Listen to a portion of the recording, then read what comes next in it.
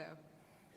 Yeah, how did you find Tatiana? Was she the first one to audition? You said, okay, shut it down. Well, obviously the concept at the beginning was a very exciting but terrifying thing, because it's exciting that one actor is going to play all these roles, and that we just thought that was super cool. And then the idea of like actually finding the actor was really scary, because you go, what if you don't do it? What if you find someone and they can't pull it off, and then your whole show sucks, and then it's all over, and your dreams are dashed. And kudos to BBC America, because they were the only network that took the risk that we could even find the person. Yeah.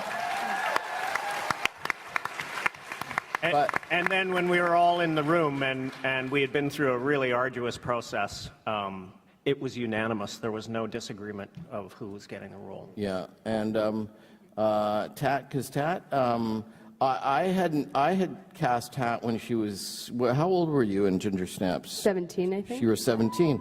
So I knew she was kind of this like young, crazy genius back then, and we kind of kept in touch a little bit. And then when it came to casting this, it was like, I kind of knew how it was all going to go, but I don't know, something about you showing up at those final network callbacks that were really, really intense on rollerblades just made me go, that's our girl. And also, Jordan was, we were chemistry reading our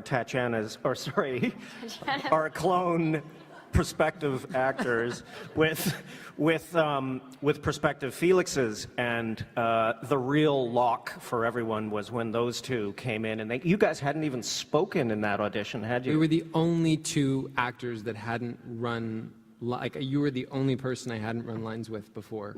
I'd rehearsed with all the other Sarah options, and you were the only one, because you were like doing some test shoot with a black bob.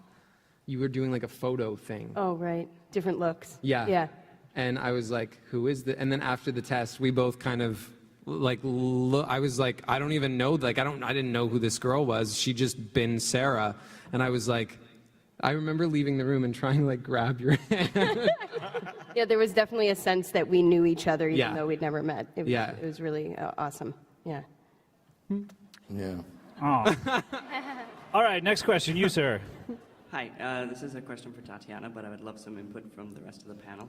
It requires a little bit of context, though. My name is Declan, and I'm from Regina, Saskatchewan, Canada.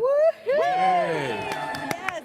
I was just wondering, coming from a small town in Canada, do you think there's kind of a Canadian style that gives you an advantage or sets you apart from American actors and being in the American market, and does it give you an advantage? I don't think so. I feel like something about growing up in Saskatchewan specifically, I always talk about this sense of space that there is there. So many of my friends are artists or creative in some way, and I think there's something about that space to create that really allows for imagination.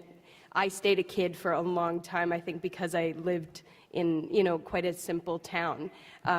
It wasn't Toronto, it wasn't New York, it was just, there was like one main road, and we drove up and down that road, like saying mean things out the window, like just passing the time. And I think that space and that time really allowed for my imagination to kind of take flight. And I don't know if you feel that way too, if you're an artist too, but Yeah, I'm actually in do-it-with class, and I'm doing improv, and I'm going all down the same roads that you did. So no way! Yeah. What high school did you go to? Campbell Collegiate. Yeah, very good improv team there. That's awesome.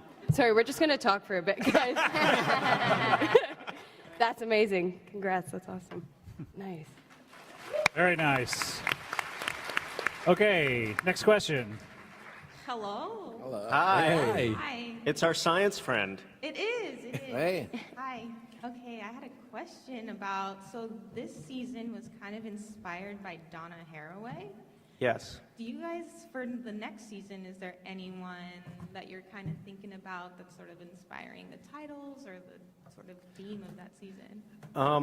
It's an interesting process how we do that, and the answer is not yet, because we wait until the scripts have really come together, and even until we've shot quite a few episodes, and then then we really throw it over to Cosima Herter, our science and story consultant, who watches and rereads everything. Of course, she's been involved in the process from the beginning, and throws back to the writers and to myself some ideas of things where we might take the titles, and then we slowly hone it down over that until I don't think we named our episodes this year until they were edited. Yeah, we don't come up with the titles first and then design the shows. We write the shows and then come up with the titles that suit it. So, yeah, that we won't know that until, I don't know, April next year.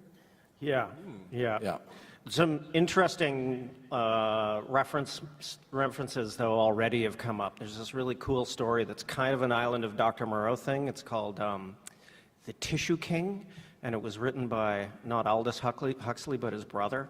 We've been passing that around in the writer's room. It's a very interesting kind of a Dr. Moreau thing. That's something that's inspiring us. I don't know if the titles have come from that, but we've always got things like that we're passing around the room and reading. Thank you. Cheers. Great. All right, next question. Hi, my name is Jen. My ear just popped. Anyways, I wrote a parody called Orphan is the New Orange, and some of you have seen it. Catherine's seen it. Yeah, it's great. And I want to thank you guys for changing my life because of that, my career has totally changed. And so thank you so much, all of you, for the inspiration.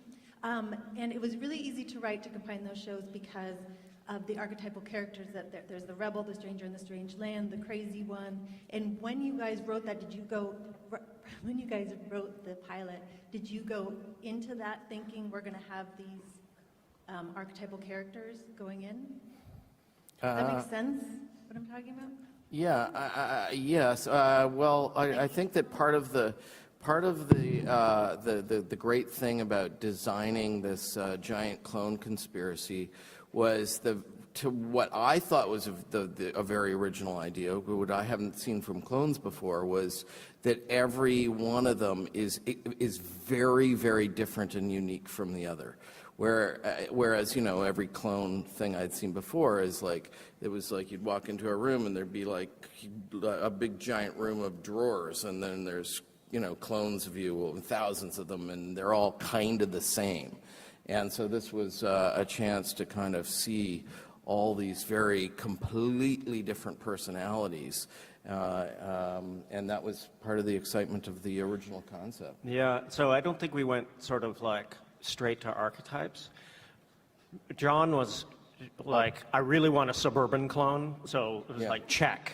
Yeah, and you know, Alice and I kind of went, my sister is the perfect. So Allison is kind of a little bit based on my sister. Yeah, and then we knew Sarah. We knew that we wanted this underdog anti-hero. And then, you know, Cosima, like, in TV language would be the tech person, but we really wanted to do something with that. We really wanted to twist that. And I'm from BC, and I'm constantly disappointed with how, quote, hippies are portrayed on TV. Like, nobody ever gets it right. It's a joke. And so I really wanted to put a character that I felt like reflected so many of the people that I grew up with, some of the smartest people I know, you know, like Cosima Herter, for instance. Yeah. And then you know, no matter how you label those people, you know, the talent of Graham's writing and the talent of Tat's acting, and these people become so incredibly real, and those are these characters that we all kind of love now, you know. Yeah, it's a real joy to write to those characters that are so well defined and still find ways to surprise Tat with twists and turns in the character. And the writers are always like, can we do this? And it's like, absolutely we can do it. It's amazing to write with no fear for your cast. That these guys can do anything we throw at them. All right, we have time for, no more questions. I do want to let everyone know something. You all received a ticket You can redeem it for an Orphan Black Comic-Con exclusive t-shirt courtesy of BBC America. I also want to say BBC America's Saturday panel, first ever panel of Dirk Gently's Holistic Detective Agency, which is a really great book, is going to be right here starring Elijah Wood and Samuel Barnett tomorrow, 4 p.m. in the same room. Let's give it up for this wonderful panel and give it up